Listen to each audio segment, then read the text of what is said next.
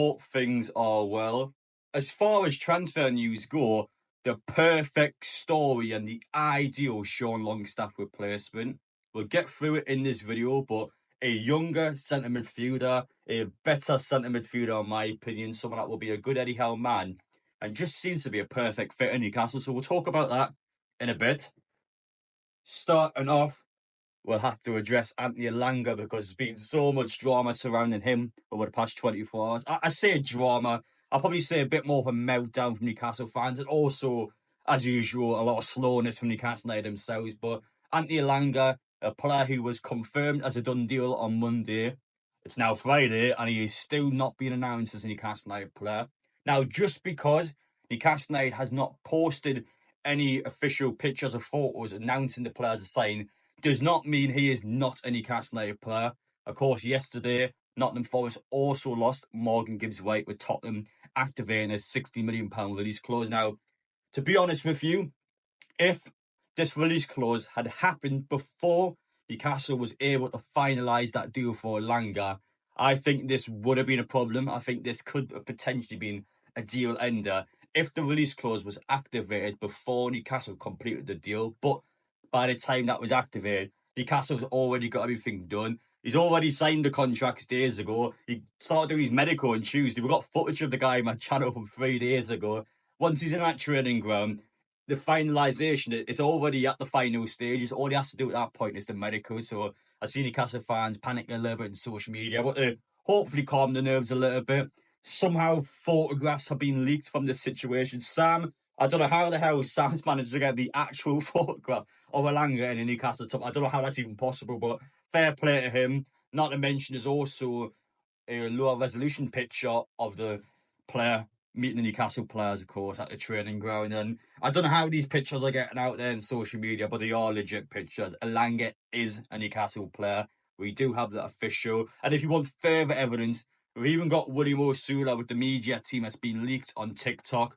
Lad here, NCL, has actually got a chance to get a photograph of Osula. Of course, he is going to be involved with the final video. So there's all the evidence you need. Elanga is a Newcastle player. Could we please calm down? I've went in social media yesterday and there's just an absolute meltdown. So please, lad. I get it's been a couple of rough years in terms of transfers, but Elanga is one of our players now. So please relax, enjoy it. If you guys are new around here, make sure you get down and hit that subscribe button. 55% of you are not subscribed watching this, so make sure you are subscribed. It's free to do, so want to heavily helps out with the channel. It also keeps you updated with all incoming Newcastle United news. Let's just get straight into the big story. Conor Gallagher to replace Sean Longstaff in Newcastle United. With all due respect to Sean, what an upgrade that would be. Now, it's been stated by the Madrid pages this morning that Newcastle is seriously interested in bringing Conor Gallagher in. This is a player that is heavily liked behind the doors at Madrid. Someone who's 25 years old, so he's younger than Sean Longstaff. By bringing Gallagher in, it means Longstaff can go to Leeds, and it probably makes sense of why Newcastle currently has not sold Longstaff, because, well, why do we need to sell the guy now when we can just wait for someone to come in and then let Longstaff go? So Newcastle, of course, can keep all their cards close to their chest and just make sure we have the option covered before Longstaff can then leave to go somewhere else. And as far as upgrades go, that is a good one. I like them a lot of Crystal Palace, a player that we know has a lot of potential. I think it's a good Eddie Howe sort of player. Someone that's going to come in, work 100%, graft his arse off, and Eddie Howe is then able to get the best out of him. And I just feel like Gallagher will be a real good fit for us playing Champions League football. And when we have to rotate and integrate our midfield into different games, Gallagher just seems to be a very good fit for what we're trying to do. And for me, you look at the price tag, Madrid want at least £36 million. Now, I know that is a lot of money, but with the sale of Sean Longstaff, of course, a pure profit sale will cover the price of Gallagher. And that's even if you don't even look at the potential possibility of negotiating that down, maybe getting a cheaper fee, trying to sort someone out. But Gallagher, for me, yes, I would take. I'm pleased to see the reports about him. We'll keep you updated on what happens next. But as far as players go, I think he is very good for what Newcastle is trying to do, and a proper Eddie Howe sort of player. But, of course, just look at the fact that Longstaff out, Gallagher, he is the Sean Longstaff replacement. And is he an upgrade on Sean Longstaff? Respectfully, yes, he is, 100%. Now, going back to Giorgio Scalvani, of course, the Atlanta centre-half, which you talked about in my video yesterday, it's now been reported by Italian journalists that his price tag, not as high as £52 million, but actually £43 million.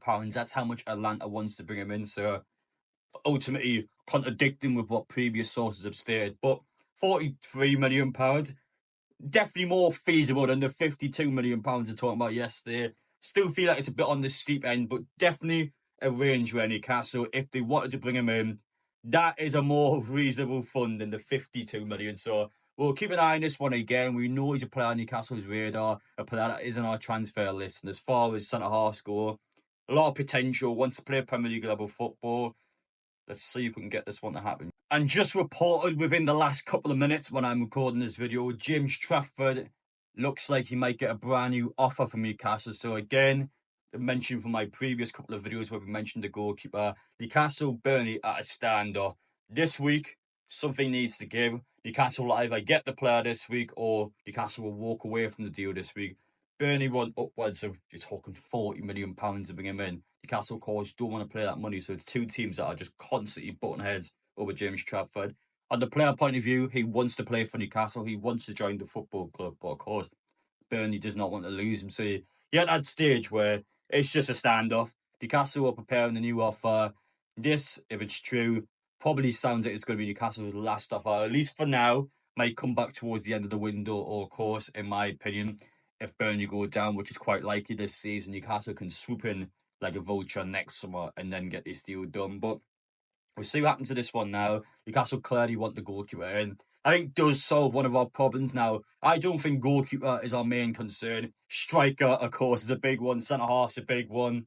But definitely long term, this will be an issue. So Newcastle are trying to clear that out now. So we don't have that problem to think about in a couple of years. As far as goalkeepers go, he is, you're talking the next future England goalkeeper. Make sure we can land this deal if an offer is suitable in our point of view, because again, Burnley, constant standoff for Newcastle. Let's not let them take the mick out of us, but if we can find something that works for us, let's try and get it to happen. What do you make of him? He improves the physicality of the team, which is something that's absolutely lacking. Did he fall out of favour because he's behind Isak? Because let's be honest, so's near enough every striker on earth. Is there other reasons? He's always had injury issues, hasn't he, Wilson, throughout his whole career. Right. And he's had spells where he hasn't been injured, but I think that's probably one of the reasons why. Because otherwise, I think he's a good average Premier League striker. Yeah. Which is still an improvement on what we've got. Everyone, don't tell them anything. Let them sign Wilson. Let them sign Dominic Calvert-Lewin. Imagine the Manchester United team next season with Callum Wilson and Dominic bloody Calvert-Lewin together. Oh my days. How the mighty have fallen, by the way. Love Wilson is a club legend, but it'll be hilarious seeing him as a Manchester United striker. So, everyone, walking away from this video, it just has been the story of Anthony Elanga. I'm looking forward to seeing what Newcastle does in terms of announcement videos form. But it's Friday now. He was travelling over on Tuesday and we still haven't got the videos out yet. So whatever Newcastle plan to do with the announcement, just try and do it soon, please, because I'm a bit impatient. I want to see what the club has in store for him. But truthfully, I care about what players Newcastle brings in. One through the door already, but it's just not enough. Newcastle will need more for Champions League football. I've been pleased and very happy with the names being linked with, but I think there's a difference between having ambitious links and taking action. And I want to see what bids we place on players. I want to see what players Newcastle goes out of the way to try and bring in, because we're going to need some top-level players of Champions League football, especially when you look at the teams around us. I mean, even Tottenham, a team that, while yes, they finished 17th, they are a Champions League club. They're a club that's going to be competing with Newcastle in the Champions League. Look at the state of their squad. Look at the signs they're bringing in. They're bringing tons of quality in, a lot of very good players. So Newcastle needs to be able to compete with the teams around us, because otherwise we'll drop off next season. We'll do what we did a couple of years ago, where we'll just get picked apart during the week after Champions League football. So let's just make sure we stay on top of it, get us sorted, bring some fantastic players in, and we'll be looking sharp and ready for next season. But for you guys watching, let me know your opinions down below. Let me know your thoughts and the players I've been talking about. If you don't mind me, I'm going outside because it is absolutely roasting in here. Gorgeous day. Enjoy the break while you still have it. I'm going to be enjoying the break while I still have it, because once next season comes around, I'm in Scotland. It does not stop there. Out in Asia for a couple of weeks, travelling the world to go watch Newcastle play. So It's going to be a busy one on the channel, so make sure you stick around and make sure you don't miss any of it. But I'm enjoying this break while I still have it. Getting outside, taking in the sun, enjoying it and relaxing because, of course, Elanga is a Newcastle player. So relax and just be happy that we've got a top-level player in. And, of course, be wary and looking forward to seeing what's going to happen next. Take care.